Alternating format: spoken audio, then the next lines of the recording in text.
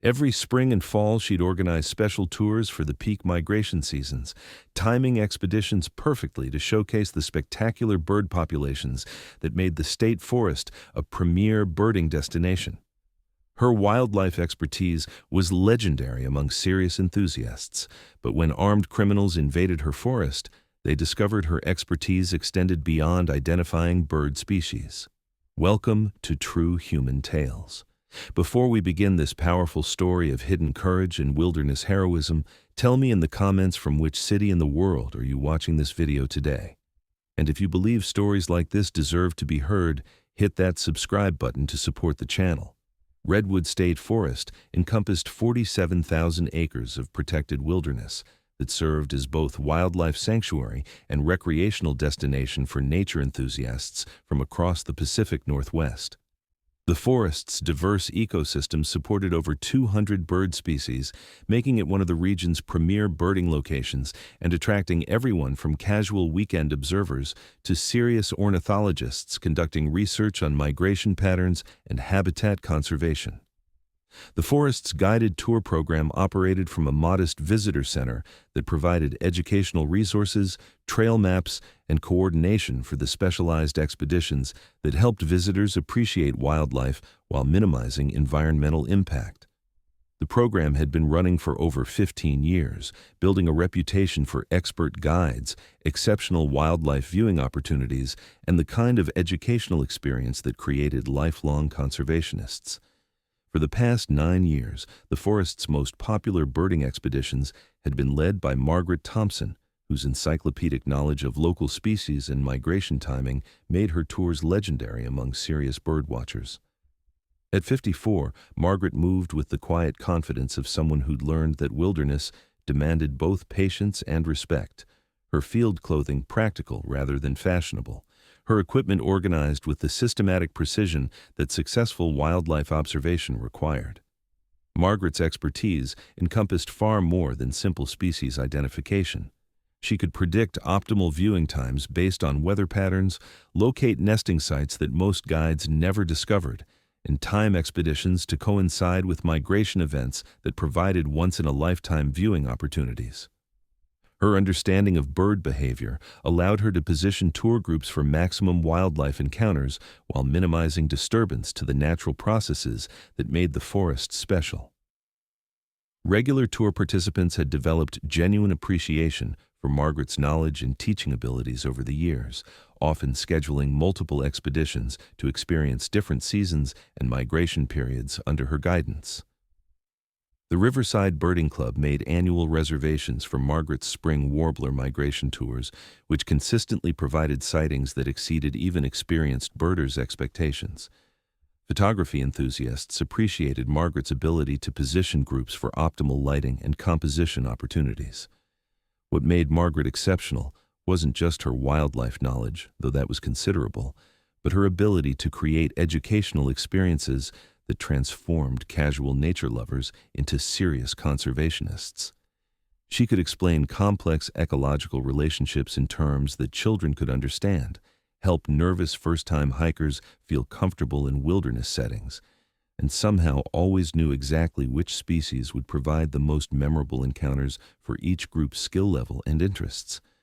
Margaret's equipment reflected years of serious fieldwork, professional-grade binoculars, spotting scopes that could identify species at distances that amazed tour participants, and reference materials that covered not just local species, but also the ecological factors that influence their behavior and habitat requirements. Her backpack contained everything needed for successful wilderness expeditions, from first aid supplies to emergency communication equipment. Children were naturally drawn to Margaret's enthusiasm for wildlife and her ability to make birdwatching exciting rather than tedious. She had an unlimited supply of fascinating facts about bird behavior, migration distances, and survival strategies that captured young imaginations. Parents appreciated how Margaret's tours combined education with adventure, creating positive outdoor experiences that encouraged families to appreciate nature. Margaret's tour scheduling required coordination with Forest Service personnel, weather monitoring, and wildlife research that ensured expeditions provided optimal viewing opportunities while respecting conservation protocols. Her reputation for successful tours had made her services increasingly popular, with advance bookings often extending months ahead during peak migration seasons. What tour participants and Forest Service management didn't know was that Margaret's exceptional wilderness navigation skills and wildlife behavior knowledge had been developed in contexts far more challenging than recreational birdwatching. Her ability to track movement patterns, predict animal behavior, and coordinate operations in remote locations came from 17 years with the State Wildlife Conservation Division, where she'd specialized in anti-poaching enforcement and protected species monitoring. Conservation Officer Margaret Thompson had served from 1985 to 2002, working everything from routine wildlife surveys to complex investigations involving illegal hunting, habitat destruction, and international wildlife trafficking operations. Her official record listed her specialty as protected species enforcement and habitat security, but her actual experience included coordinating undercover operations against criminal networks that hunted endangered species for black market sales to international collectors. Margaret had worked cases where poaching operations employed military-style tactics, advanced technology, and international coordination that required law enforcement responses with similar sophistication. Her expertise included tracking armed poachers through terrain where a wrong decision could prove fatal, coordinating multi-agency operations in remote locations where communication was unreliable, and maintaining undercover personas that required genuine wildlife expertise to be credible among criminal organizations. Her transition to civilian guide work had been carefully planned after experiences that had taught her to value the pure wonder and scientific curiosity that drove legitimate wildlife appreciation. The state forest represented everything she'd learned to cherish about conservation work, protecting species for future generations, educating people about ecological relationships, and fostering respect for wilderness that transcended simple recreation. The Forest Service knew Margaret was former wildlife conservation, but had no idea of the scope of her experience with criminal enterprises that targeted protected species and wilderness areas. Her job application listed her background as wildlife conservation and forest management, which seemed perfectly suited for a guide position that required both extensive species knowledge and wilderness safety expertise. What they didn't know was that Margaret's guide equipment included more than standard educational materials. The locked storage compartment in her backpack contained detailed information about poaching activity patterns in the regional forests, intelligence she'd compiled by monitoring suspicious activity during her tours, and maintaining contact with active conservation officers. Her communication equipment could access law enforcement frequencies when cellular service was unavailable in remote locations. For 9 years, Margaret had found profound satisfaction in her guide work. Helping people appreciate wildlife had gradually replaced the stress of pursuing those who destroyed it, and the steady rhythm of seasonal tours had allowed her to heal from years of confronting humanity's worst treatment of the natural world. Her greatest joy came from watching children develop genuine love for wildlife and seeing families create positive memories around conservation experiences. Saturday, May 18th, was the peak of spring migration season, when dozens of warbler species passed through the forest during their journey to northern breeding grounds. Margaret had organized a special dawn expedition for 12 serious birders, including photographers from the regional Audubon chapter and a nature writer documenting migration patterns for a national magazine. The group represented experienced wildlife enthusiasts who'd specifically requested Margaret's expertise for this once-yearly viewing opportunity. Margaret had arrived at the trailhead at 4:30 a.m. to prepare equipment and review optimal observation locations based on recent bird activity reports from Forest Service monitoring stations. By 5:45 a.m., her group was assembled and beginning the 2-mile hike to the elevation where migrating warblers would be most active during the early morning feeding period that provided the best viewing opportunities. The forest trail wound through dense woodland that required both navigation expertise and wildlife knowledge to locate the clearings and ridgelines where birds concentrated during migration periods. Margaret's group moved with the quiet efficiency that serious birding demanded, their equipment including professional photography gear, recording devices for documenting bird calls, and the specialized binoculars that allowed identification of species at the distances required for non-intrusive observation. At 6:47 a.m., during the optimal viewing period when morning light and bird activity combined to create spectacular observation conditions, Margaret was positioning her group for warbler photography when she heard sounds that didn't belong in the peaceful forest environment, human voices speaking in urgent, aggressive tones from the direction of the remote clearing where illegal activities often occurred beyond normal Forest Service patrol areas. Margaret's conservation officer instincts, refined through years of investigating wilderness crimes in remote locations, immediately recognized the vocal patterns and coordination that suggested illegal hunting or poaching activities. The voices were too organized and purposeful for recreational hikers, and the equipment sounds included metallic impacts that suggested firearms rather than legitimate camping or hiking gear. Margaret quietly signaled her tour group to remain still while she assessed the developing situation using field skills that her wildlife guide work had maintained, but her tour participants had never seen applied to human threat assessment. Her binoculars, designed for bird observation, provided excellent surveillance capability for evaluating the activity in the clearing ahead. Through her optics, Margaret observed 4 men engaged in what appeared to be preparation for large-scale poaching operations. Professional hunting equipment, illegal trapping devices, and vehicle-mounted spotlights that suggested commercial wildlife harvesting rather than recreational hunting. Most concerning were the automatic weapons that indicated these weren't casual poachers, but members of organized criminal enterprises that used violence to protect illegal operations. Margaret realized her tour group had inadvertently approached an active poaching operation during a period when criminals would be most aggressive about protecting their illegal activities from potential witnesses. The remote location, several miles from the nearest Forest Service station, meant that standard emergency response would require at least 45 minutes, even if communication systems functioned properly in the wilderness environment. Margaret's conservation officer training had prepared her for exactly this scenario, protecting innocent civilians who encountered armed poachers in remote locations where law enforcement backup was unavailable. Her first priority was ensuring her tour group's safety while simultaneously gathering intelligence that could lead to successful prosecution of the wildlife criminals who'd threatened both human and animal lives. The poachers had noticed Margaret's group and were moving to intercept them with weapons that suggested they intended to eliminate witnesses rather than simply intimidate trespassers. Margaret's tactical training recognized the movement patterns and coordination that indicated lethal intent rather than warning or intimidation tactics.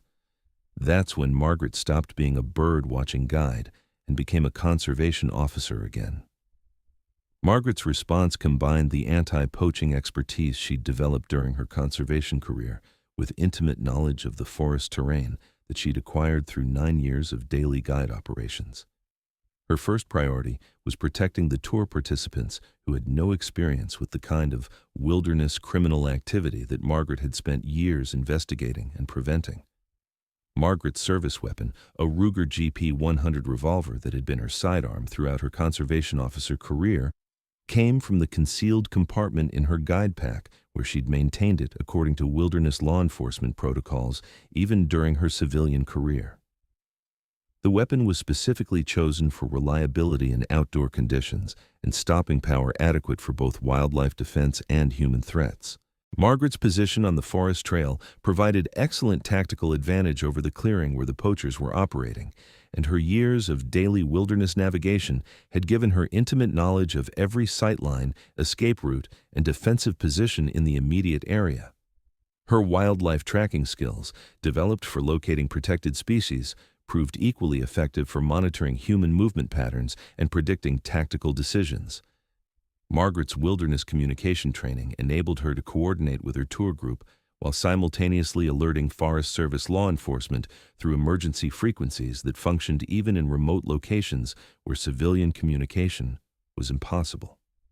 Her experience with wilderness emergency protocols ensured that both her group's safety and the criminal investigation could proceed without compromising either objective. The poachers had expected to encounter defenseless nature tourists whose elimination would prevent interference with their illegal operations. What they encountered instead was organized resistance delivered by someone who understood both wilderness survival tactics and the specific terrain features that could provide tactical advantages in forest environments. Margaret's conservation training allowed her to coordinate defensive positions while simultaneously managing tour group evacuation through routes that took advantage of the forest's natural features. Her knowledge of wildlife behavior patterns enabled her to predict how gunfire would affect local animal populations, allowing her to minimize ecological disruption while maintaining tactical effectiveness. Margaret's wilderness communication expertise, developed through years of coordinating conservation operations in remote locations, provided responding Forest Service officers with precise coordinates and tactical intelligence about poacher positions and weapons capabilities. Her familiarity with conservation law enforcement protocols ensured that responding units could coordinate their approach without alerting the criminals to official response or endangering the civilians she was protecting. Within 37 minutes, the threat was neutralized, the forest was secure, and the 12 birdwatchers who had come to observe spring migration were safe from an encounter that could have ended their lives and prevented prosecution of a major wildlife trafficking operation. Margaret's immediate threat recognition and tactical response had prevented both civilian casualties and the escape of criminals whose activities threatened protected species populations. The protection procedures that Margaret implemented proved their effectiveness as tour participants were evacuated through wilderness routes with minimal trauma and no civilian casualties. Tour members later described how Margaret had remained calm and professional throughout the crisis, managing the emergency with expertise they'd assumed was limited to bird identification, but clearly encompassed wilderness survival and human protection. The investigation revealed the scope of the criminal operation, a sophisticated poaching network that targeted rare and protected bird species for international collectors willing to pay substantial sums for illegal wildlife specimens. The criminals had researched forest patrol schedules, tour group patterns, and wildlife concentration areas with thoroughness that suggested professional planning and significant financial backing. What they hadn't researched was Margaret Thompson. The state wildlife investigators who debriefed Margaret were familiar with her conservation officer background and understood immediately why the poaching operation had been disrupted so effectively. 17 years of experience investigating wildlife crimes in remote wilderness areas, combined with 9 years of intimate knowledge of the specific forest terrain and wildlife patterns. The media wanted to interview her about her transition from law enforcement to nature education, about the criminal threats that target protected wildlife, about the moment when her two careers had intersected to protect both human tourists and the bird species they'd come to observe. Margaret politely declined interview requests, preferring to focus attention on conservation education rather than the criminal elements that threatened wildlife protection efforts. Redwood State Forest resumed normal tour operations the following week with enhanced safety protocols and a new understanding of the woman who led their most popular birding expeditions. Margaret returned to her guide duties with the same quiet professionalism that had made her tours legendary among birdwatching enthusiasts, helping visitors appreciate wildlife with a dedication that had made her invaluable to both her law enforcement career and her educational work. The only visible change was a small recognition from the Forest Service, acknowledging her extraordinary service during a wildlife protection incident. Margaret had requested that it emphasize conservation education rather than the security incident, preferring to be remembered for the thousands of positive wildlife encounters she'd facilitated rather than the one day when her other skills had been needed. Because some people dedicate their careers to protecting the natural world, and when they transition from enforcement to education, their protective instincts remain unchanged. Margaret had spent 17 years protecting wildlife from those who would destroy it for profit, and 9 years helping people develop the appreciation and understanding that would protect wildlife through informed conservation support. The birds were the same, but the mission had evolved: provide education and appreciation that creates lifelong conservationists, while standing ready to defend both wildlife and the people who care about it from those who would cause harm for criminal profit. So now I ask you, have you ever met someone like Margaret? Someone who seemed like just a friendly bird-watching guide until the moment they revealed the depths of their expertise and dedication. Someone whose daily presence made you feel safer without knowing why? Tell me in the comments where are you watching from today and share their story with us. And if you believe stories like this need to be heard, hit that subscribe button and help us make sure they are. We publish human stories that matter every single week. Thank you for watching. We'll see you in the next story. And remember, sometimes the person showing you rare birds knows more about protecting them than you could ever imagine.